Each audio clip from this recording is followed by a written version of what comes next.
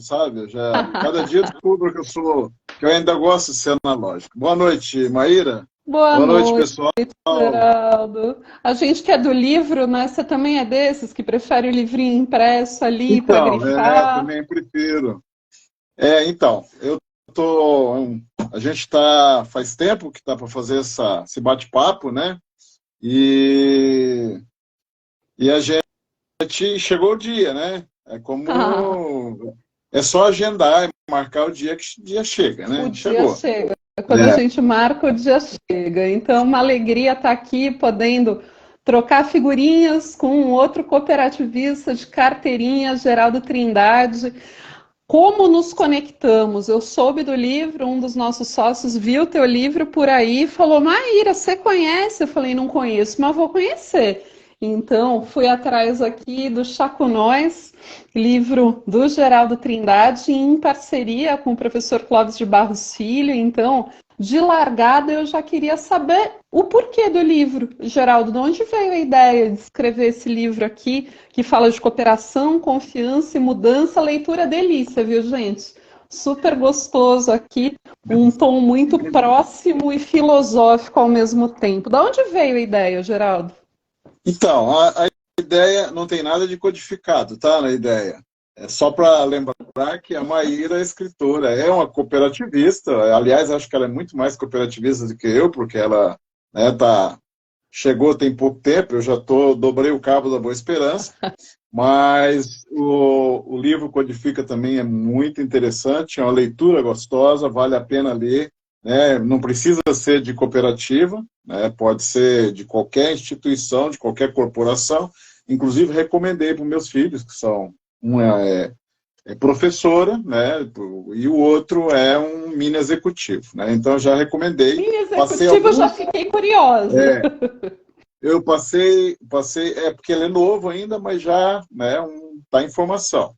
E aí eu passei para eles alguns trechos do livro que chamam muita atenção para qualquer pessoa.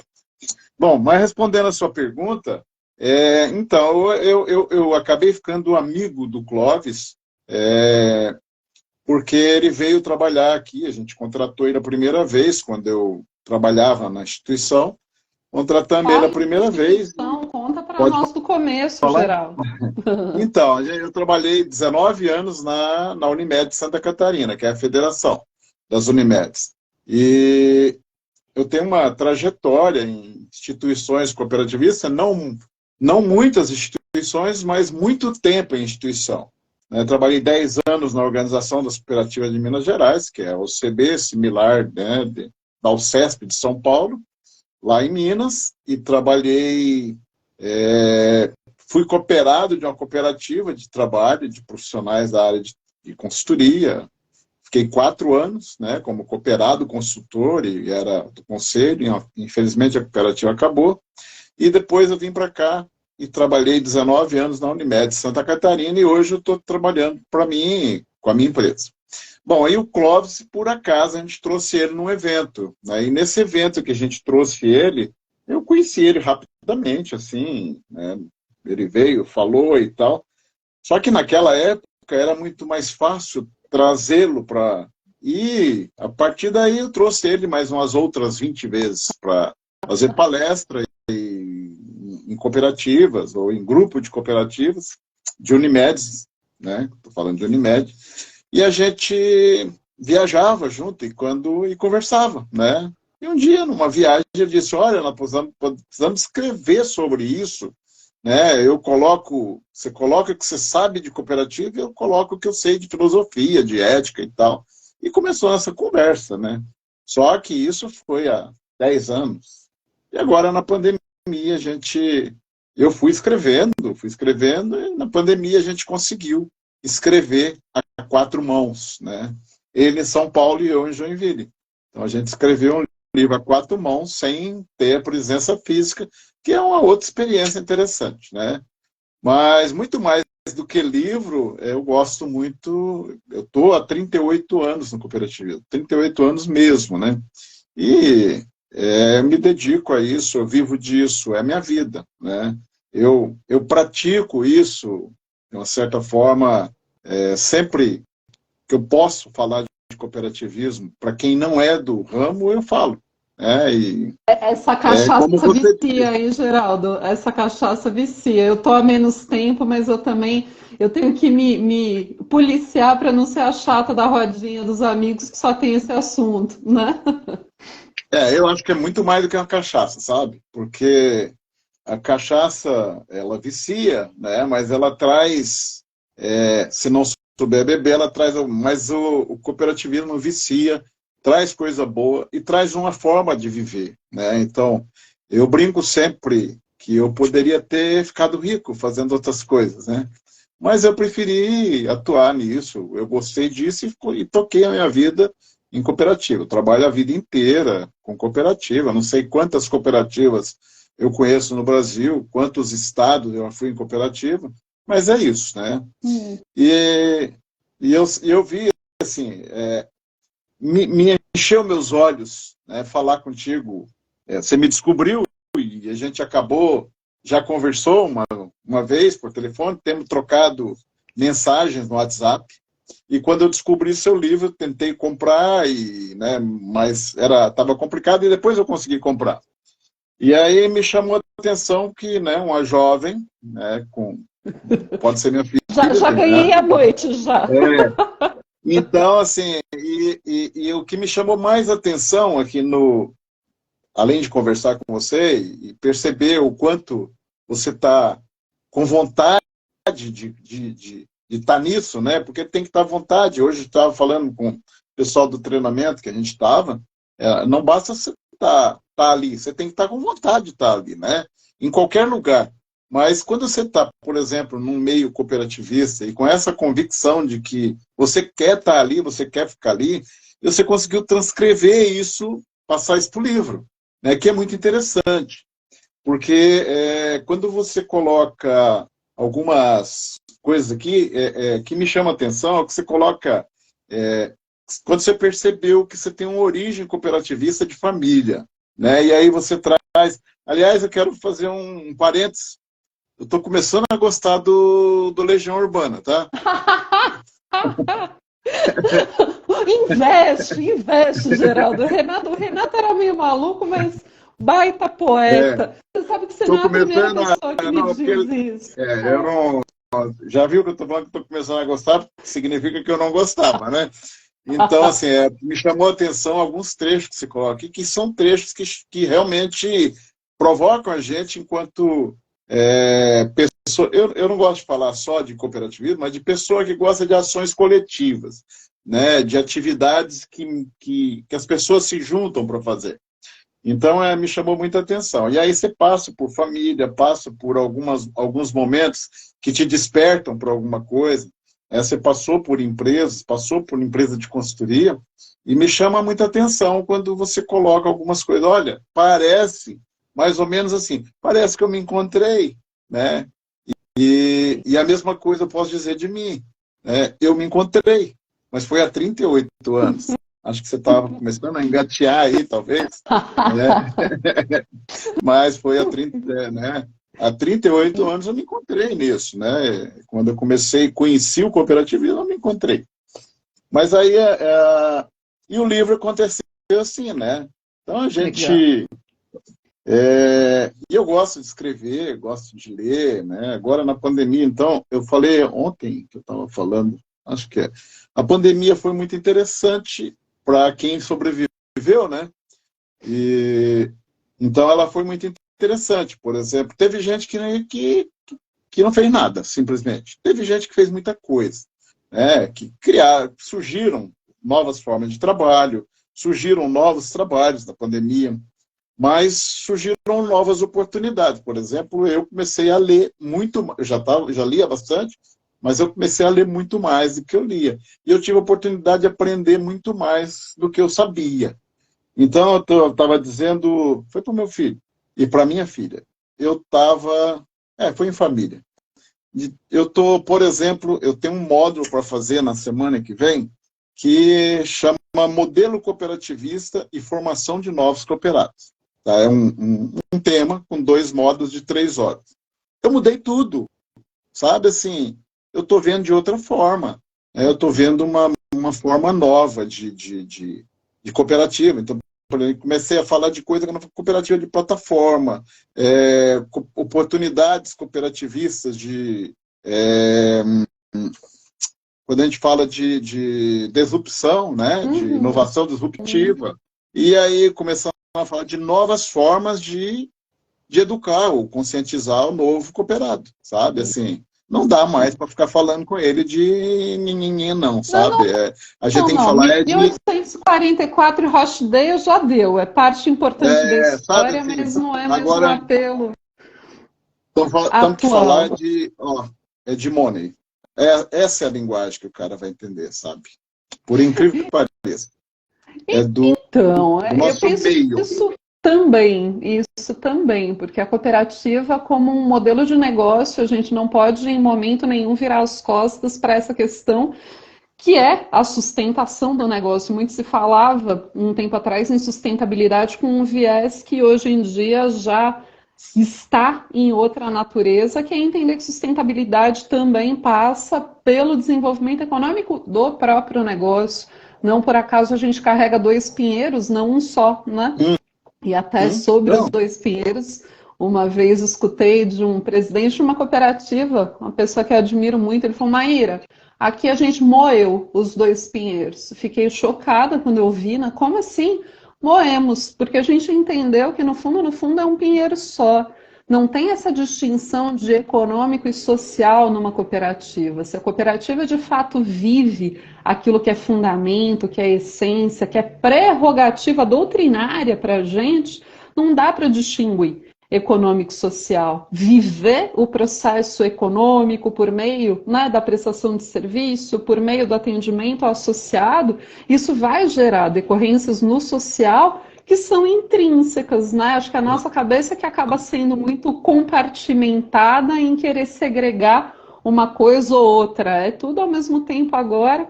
E você trouxe um tema também que me é muito caro, que é a questão do desejo, e é um assunto que vocês trabalham com bastante profundidade no livro, né? A importância de ter o desejo, porque o que tem de cooperativista sonso no mundo também, vamos combinar, né?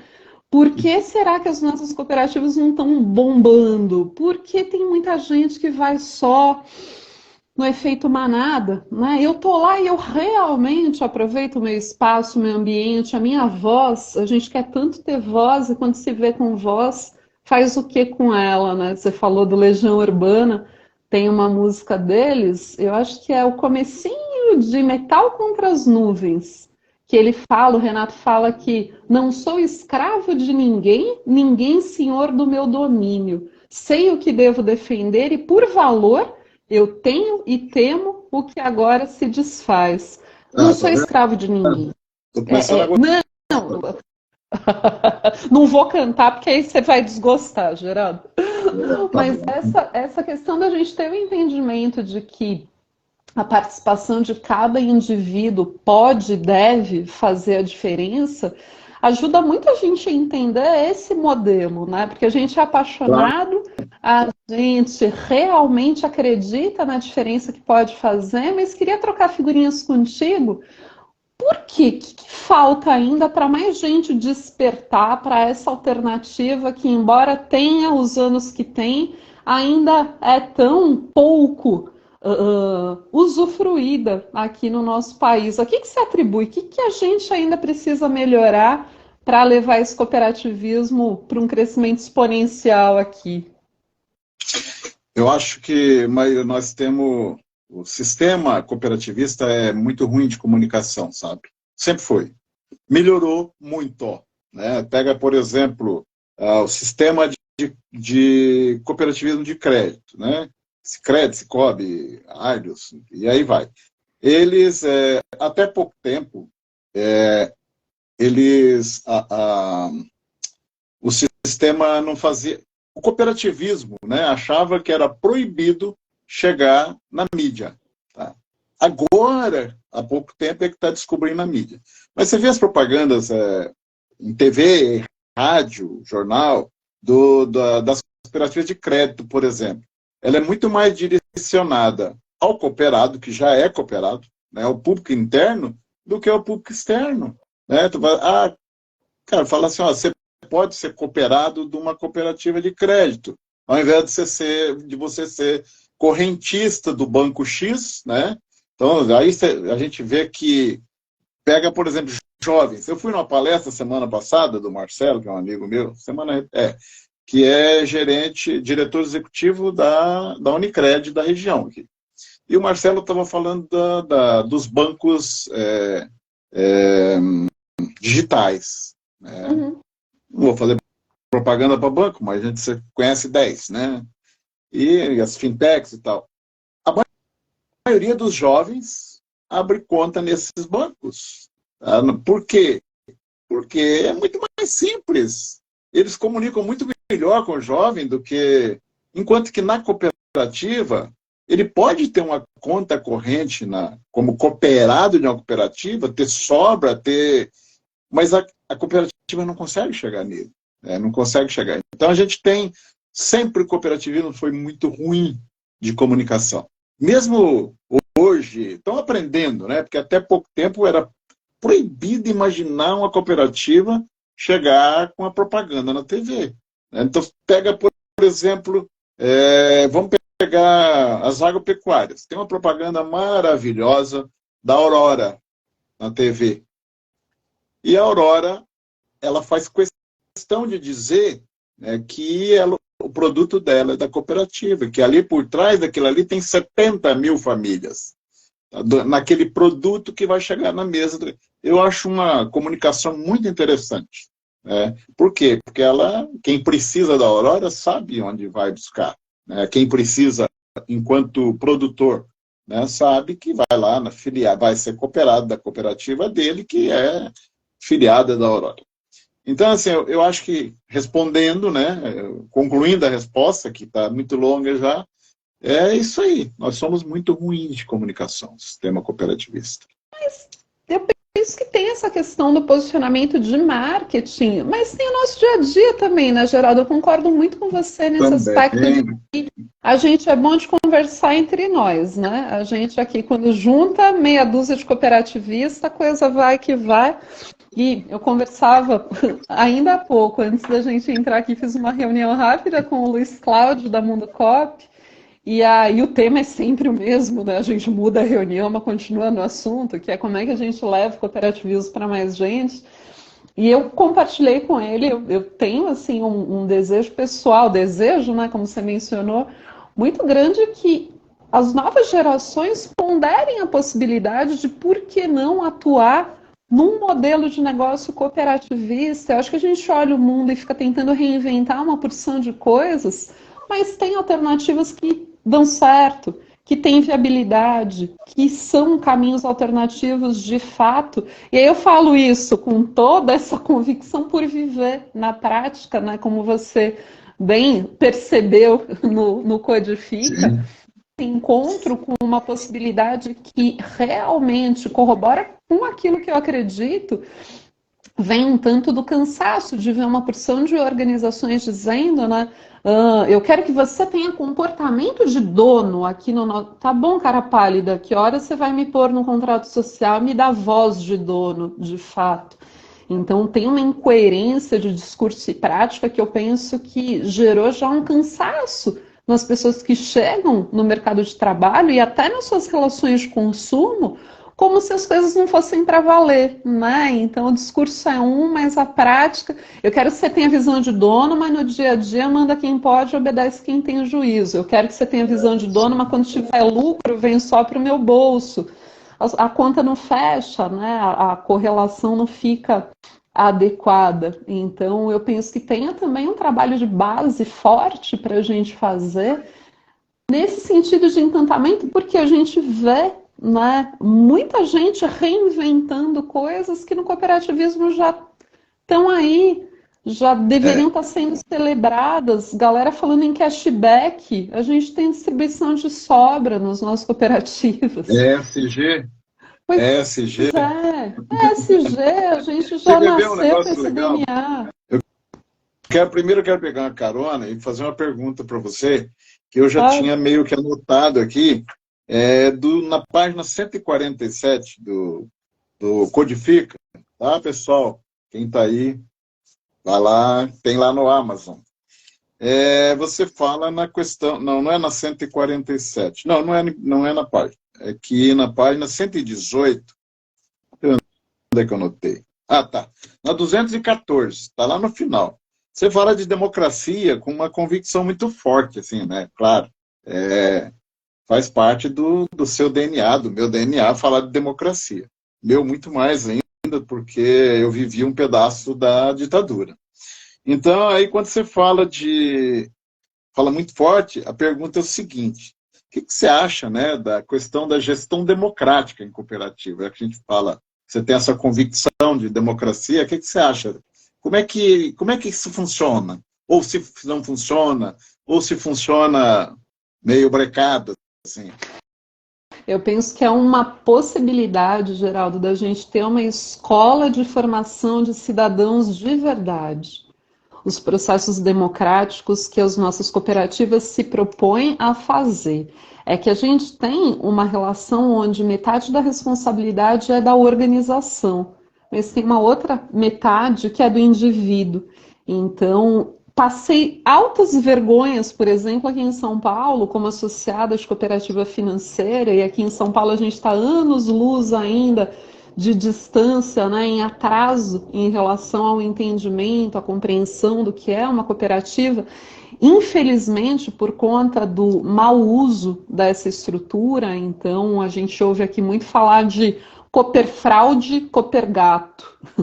É cooperativa de verdade ou é ainda. Aqui, Geraldo, para você ter uma ideia, quando eu falo que a gente decidiu constituir uma cooperativa, eu tenho amigos que ainda tiram sarro da minha cara perguntando se eu estou trabalhando com reciclagem agora, porque cooperativa é muito vista como esse segmento que vai atuar só no manuseio de resíduo, né? E aí eu cansei de brigar com meus amigos, Geraldo, eu respondo que eu trabalho sim com reciclagem, porque educação é reciclagem e tá tudo certo, então... Mas eu penso que a democracia, voltando à tua questão, é algo que precisa ser aprendido. Mas, de novo, é necessária essa disposição. As vergonhas que a gente já passou aqui, participando de processos assembleares em cooperativas grandes, das quais a gente é associado, né, as financeiras, a turma vai para discutir interesse pessoal. Não tem a percepção de que a gente está lá para falar do bem comum, da coletividade. É difícil até ter essa compreensão do que a gente está tratando aqui. Então, sair do seu lugar de indivíduo, dessa visão muito mais egoísta, egocentrada e olhar para o todo, é um processo que as cooperativas nos dão a oportunidade de aprender. Então, eu tenho um olhar, em partes, muito cansado de olhar e falar, ainda estamos nessa, mas ao mesmo tempo muito esperançoso da possibilidade da gente usar adequadamente esses espaços para aprender cidadania, aprender democracia. Então, eu acho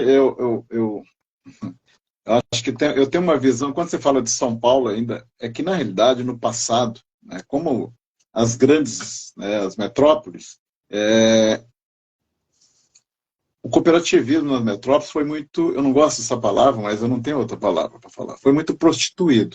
Tá? Então, eu li uma vez, há muito tempo, que quando fizeram a reforma, na época era uma reforma que eu acho que foi quando mudaram o governo, 64, lá naquela, não gosto de falar disso, mas né, era uma bagunça tão grande, eles usavam tanto o cooperativismo, que em Copacabana tinha 7 cooperativas de crédito rural registradas em Copacabana. Então, não sei se isso é verdade, mas eu já li isso, tá? Então, e assim era. São Paulo, por exemplo, na Avenida Paulista, tinha cooperativas de crédito rural. E aí tem umas histórias, eu não vou falar porque tem cooperativa que funciona ainda, né? Não vou falar. Mas, então, tudo isso prostituiu muito a ideia de cooperativismo. E isso, às vezes, eu acho que ainda contamina. Então, eu acho que quando a gente fala de educação, né, educação cooperativista, eu acho que a gente tem que focar nos jovens, sabe? Porque eu falava agora mesmo, vou continuar falando, falava no curso, a gente está numa fase que os jovens, né, o pessoal hoje é milênio, né, e a gente continua no cooperativismo, nos treinamentos, e eu gostei, vou fazer propaganda de novo, né, que aqui no Codifica tem umas ideias muito inovadoras em relação ao treinamento, à formação. Eu, durante um tempo, eu não gostava de falar treinamento, né, eu não gosto, porque é um negócio que, para mim, era adestramento e tal. Mas tudo bem, se não tem outra palavra, a gente fala essa mesmo. Mas eu acho que tem que investir nessa turma, por quê? Porque a turma dos baby boomers, né, não vão mudar muito. Então tem que ir para o cooperativismo desenvolver, tem que investir em jovem. Tá? Em jovem e mulher. Mulher é que faz as coisas acontecer. Então, mulher de preferência jovem também, né? Porque as mulheres mais velhas também não querem mais. Então tem que ser um jovem, jovem dos dois sexos, jovem de todos os sexos. E aí eu quero aproveitar, porque você fala num negócio que me chama muita atenção aqui no livro, você fala da questão da diversidade, lá na página 147. Você falou da diversidade, dos grupos minoritários ou minorizados, né, que diz hoje, e a pergunta é a seguinte, você acha que esse meio ainda é um pouco preconceituoso em relação e machista, esse meio cooperativista? Eu ouvi uma vez uma estudiosa, Geraldo, que muitas das nossas cooperativas são boas de cooperar com os mesmos de sempre. A gente é bairrista pra caramba, então eu fecho a minha turminha e aqueles meus queridos de todo santo dia são os que vão ser os cooperados com letras maiúsculas, né? De novo, a estrutura, o modelo, a ferramenta, o instrumento da cooperativa é o instrumento mais possível para a inclusão da diversidade. Quando eu penso em modelo de trabalho, né? A gente tem essa possibilidade. Por quê? Porque quem é dono ou é consumidor ou é trabalhador. A questão da dupla função que a gente exerce na cooperativa ajuda a dirimir qualquer conflito de interesse. Porque não é aquela história, né, do Paulo Freire, que a educação está errada, não é nesses termos que ele fala, mas trocando em miúdos, quando o sonho do oprimido é se tornar opressor. Não é? Eu penso que na cooperativa a gente tem a condição de não precisar virar opressor e poder se livrar da condição de oprimido, tanto nas relações de trabalho como nas relações de consumo. Então, eu penso que seja muito fundamental a gente usar também, né, ou a gente promover despertar mesmo essa clareza de que o cooperativismo é um caminho alternativo, inclusive, para a inclusão da diversidade. A gente tem histórias lindíssimas, né, de cooperativas constituídas com egressos do sistema prisional, cooperativas com esses grupos minorizados, aonde quem tem voz, quem tem vez, quem tem poder de decisão são as pessoas que participam do modelo. Então, não tenho nenhuma dúvida. Mas aí eu queria também trazer uma pergunta para ti. Logo da abertura do Chá com Nós, gente, o Chá com Nós é legal de ler tomando um chá, só para combinar aqui com o Chá com Nós. Eu teve um dia que eu fui terminar de ler no aeroporto, eu falei, eu vou tomar com um chá só para combinar contigo. E aí, logo de chegada, vocês declaram que a essência da causalidade de cooperativas é a crise.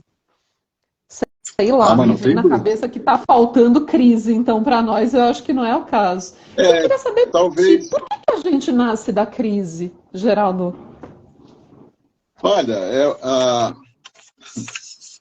eu acho que assim, a pandemia foi... Eu fiz um apanhado recente do que o cooperativismo fez no mundo na pandemia, tá?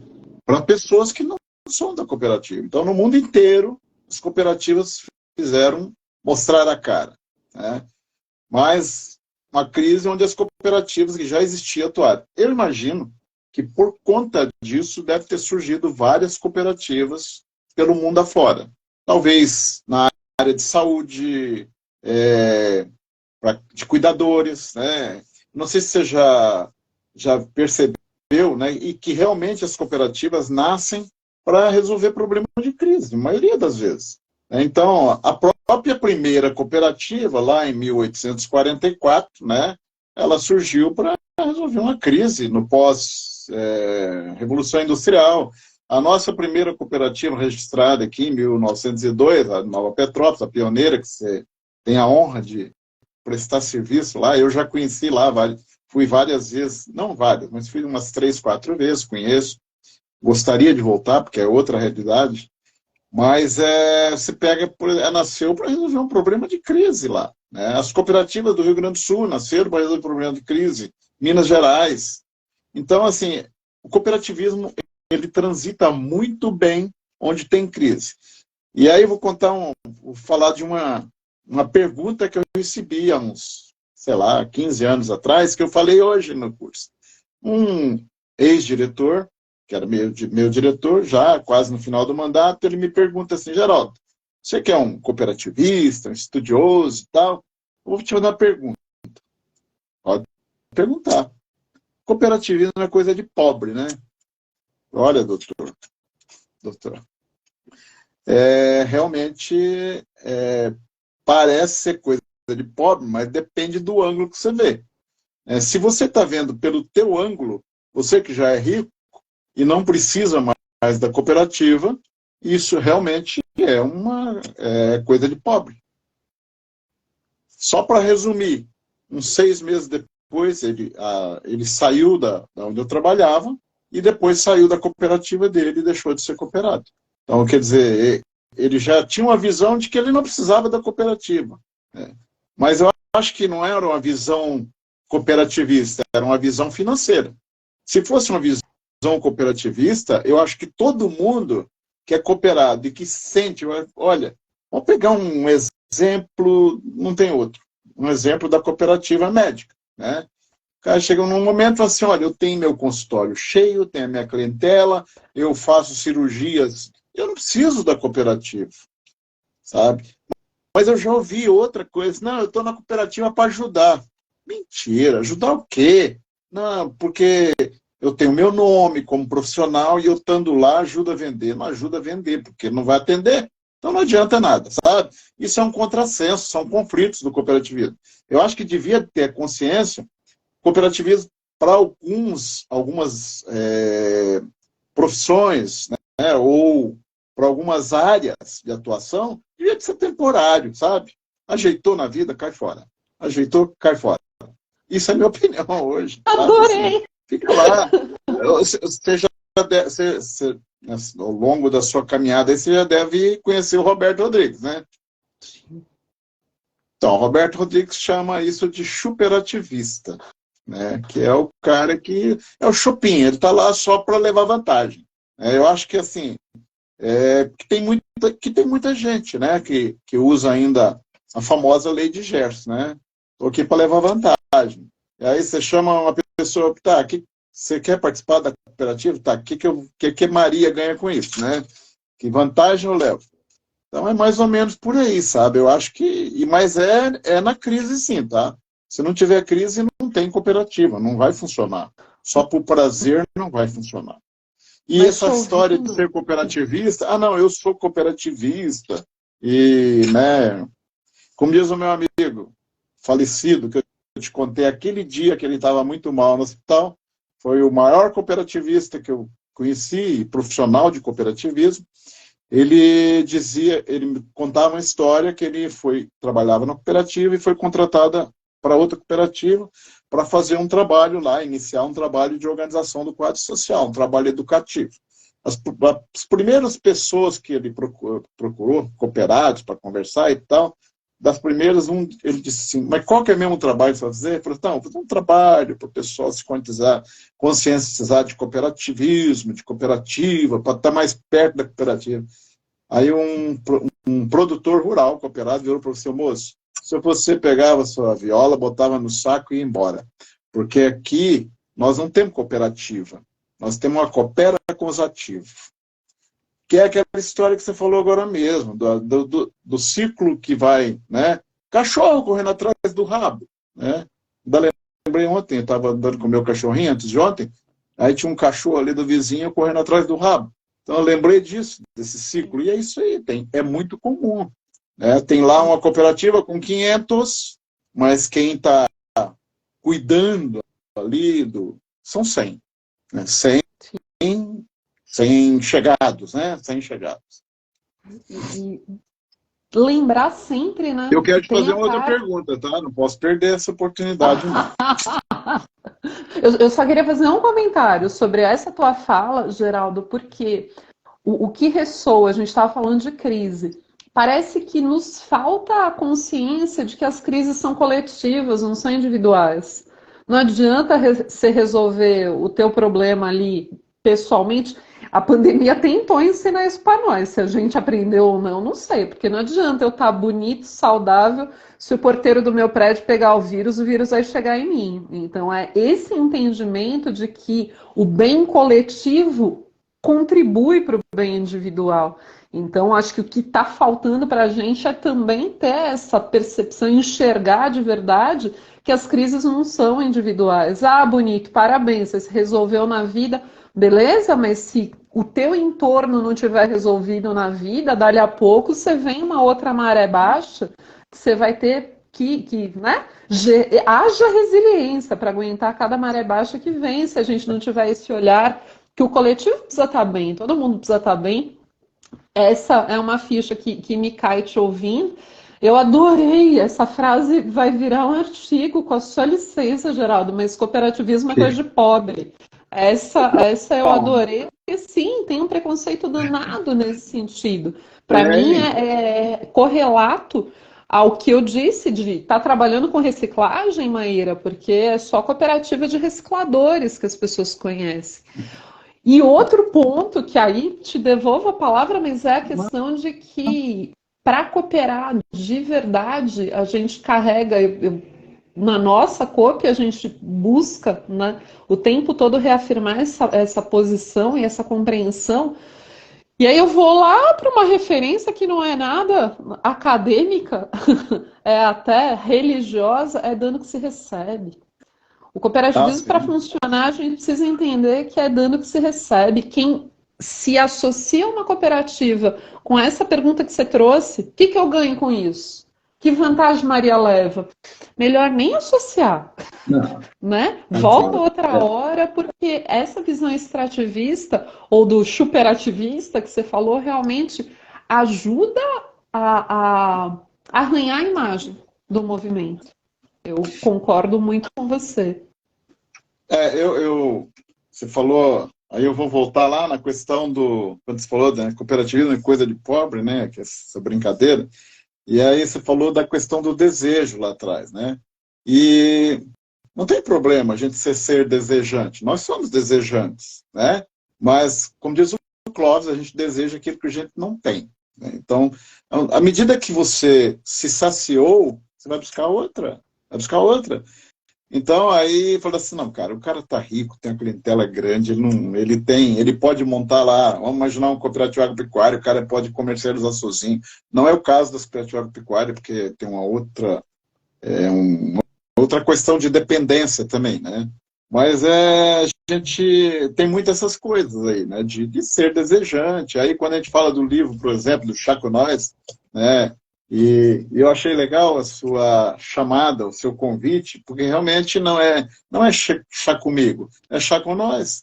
Né? Esse trabalho que a gente iniciou hoje, eu falo a gente porque é um grupo, nós somos um grupo de 3, de 4, 5 pessoas, é um programa nacional, né, que a gente está começando com a formação, não sei se é formação, se é um processo reflexivo, vamos dizer assim, né, de técnicos e de alguns diretores, não são diretores, mas são patrocinadores escolhidos, ou são diretores, ou são patrocinadores escolhidos pela diretoria, que são cooperados, e aí a gente é um grupo, então é chá com nós, porque sozinho eu não ia fazer, né? A outra parceira não ia, outro parceiro não ia, então é um grupo, realmente. E aí, quando a gente fala no chá com nós, que você falou assim, tá, como é que é a ideia disso e tal, né? A gente tentou fugir um pouco da questão dos princípios e só valores do cooperativismo, e nós buscamos outras coisas que são importantes para quem participa da cooperativa. Aliás, são importantes para todo ser humano, né? São importantes para todo ser humano. Eu não sei se você leu o livro, tem 20 temas que são importantes para qualquer pessoa, para qualquer coisa. Cara, o pessoal do RH, né, o gestor de RH, tem que ler isso aqui para poder refletir, né? Pode tirar xerox, copiar, fazer o que quiser, baixar, né, pedir emprestado, pode fazer o que quiser. Não, compra, tá fácil de achar. Tem que ler desprendido das coisas que está acostumado, porque é o seguinte, não adianta eu querer ganhar dinheiro e sobreviver e viver e melhorar meu padrão de vida da cooperativa se eu não praticar as coisas que são do coletivo. Né? E então, aí me permita um parêntese no livro, Geraldo, porque o capítulo que vocês trabalham confiança, primeiro que ele é altamente bem-humorado, né? Uma delícia que você lê gargalhando.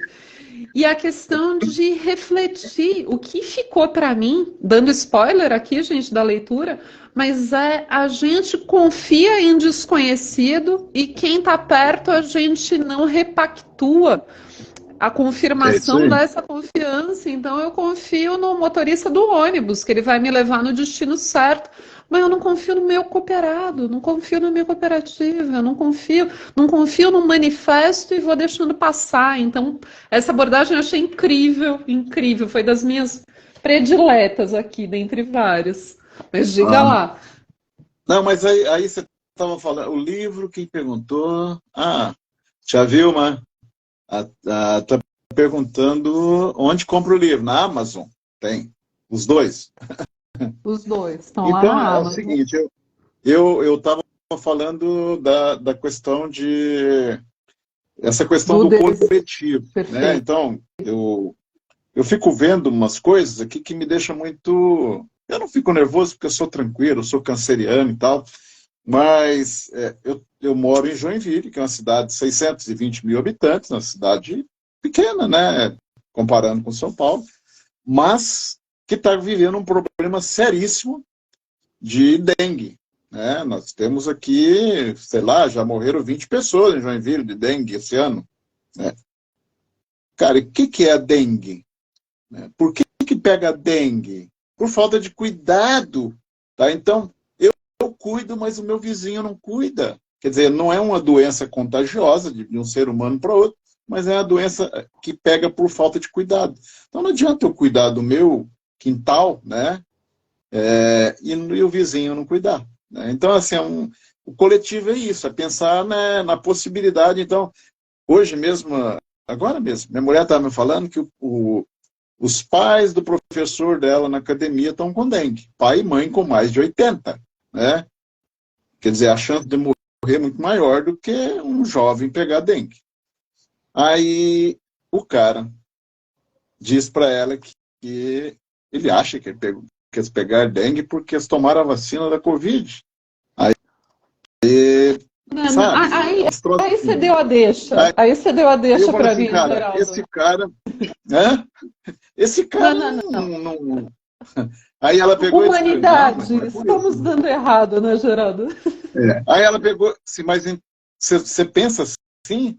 Eu penso, mas por que você vacinou então? Eu vacinei por causa dos clientes da academia, dos alunos da academia. Se fosse por você, não. Então, assim, sabe, assim, essas coisas é que tira o brilho do coletivismo. É que as pessoas só pensam no umbigo delas, né? E aí, lá na página 180, vocês trazem uma provocação que é a seguinte: a ação é autopoética. O humano, ao agir, atualiza a humanidade. O que a gente está errando, então, Geraldo? Pelo amor de Deus, porque estamos atualizando errado essa humanidade. Não, na realidade, o que a gente quis dizer ali é o seguinte, né? Que é o que o ser humano não aprende. Não aprende nem com os erros, né? Não aprende com nada. Eu fiz uma pergunta aqui, que seria a última pergunta que eu ia fazer, mas eu vou aproveitar a oportunidade, porque você me deu o gancho agora. Você fala no capítulo, na página 217, você fala da questão do Mar Vermelho ou Oceano Azul, né? E eu sei que você deixa claro a sua tietagem, né? Vamos dizer assim, né? A sua tietagem em cima do padre Theodor Amstad, que é é holandês, né? Holandês? Não, Suíço, nosso patrono. suíço. O padre suíço que criou lá a primeira cooperativa lá em Nova Petrópolis em 1902.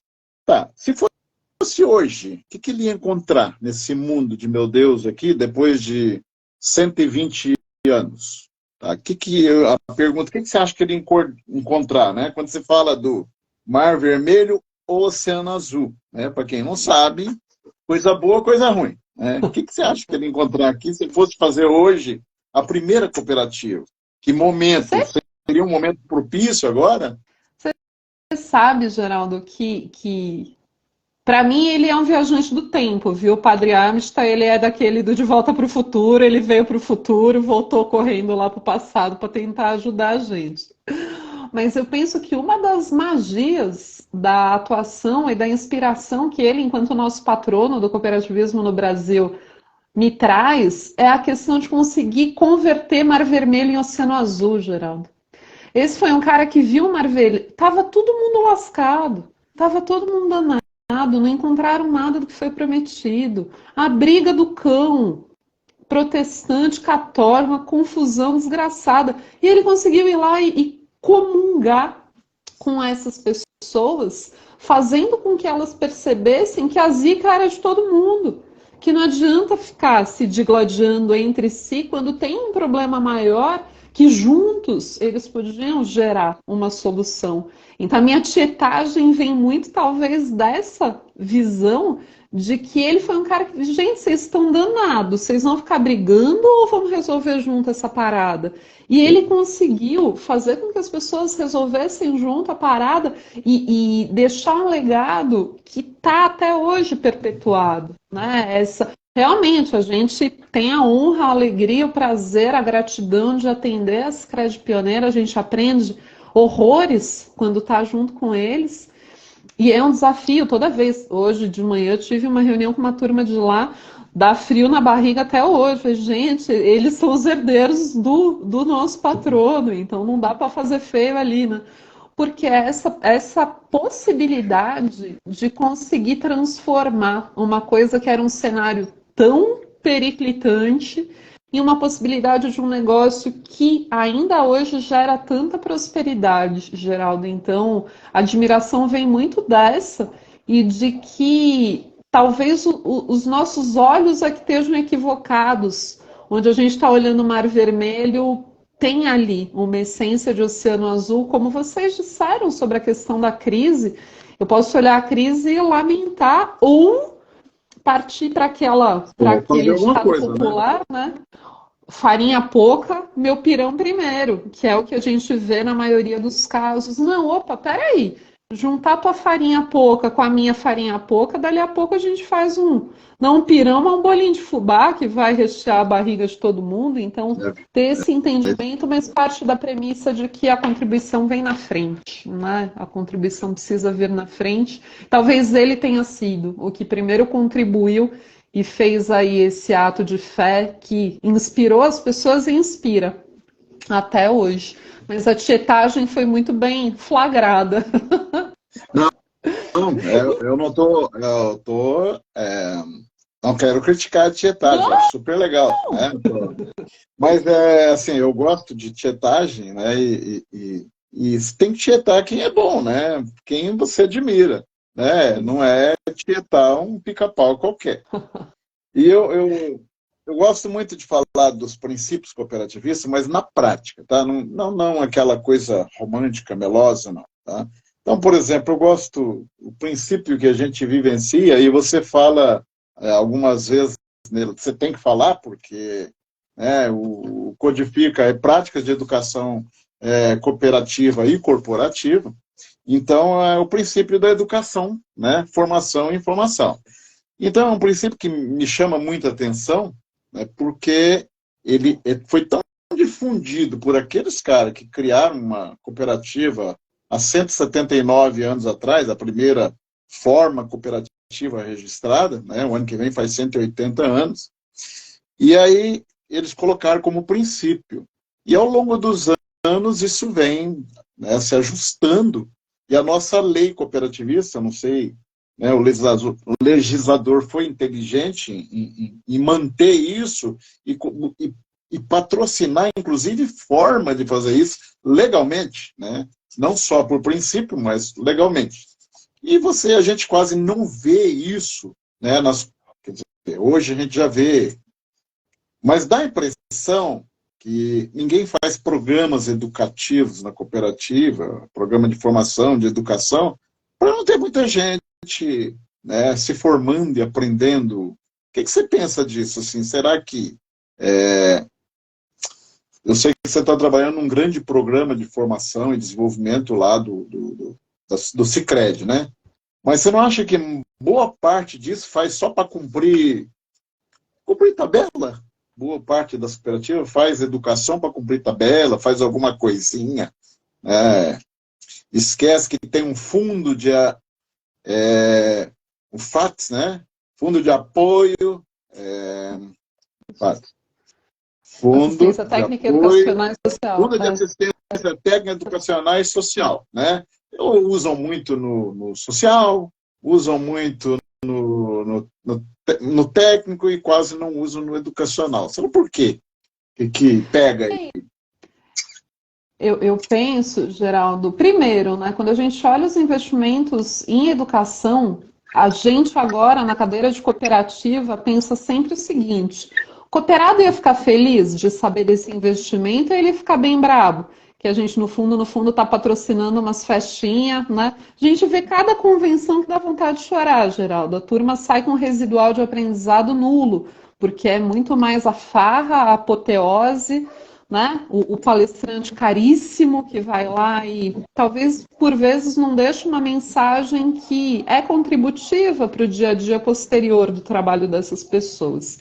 Esse é um ponto sobre, né, um princípio que é alicerçado em fundo, inclusive, a obrigatoriedade aí concretizada no financeiro também. Mas essa questão do fazer para inglês ver, o que a gente nota? Quem não faz pela filosofia, por qualquer verve de propósito, ou alguns que acabam romantizando um pouco a abordagem, a gente nota que atualmente é preciso fazer a educação para valer, nem que seja por inteligência. Não é mais por amor, voluntarismo, né, solidariedade, não.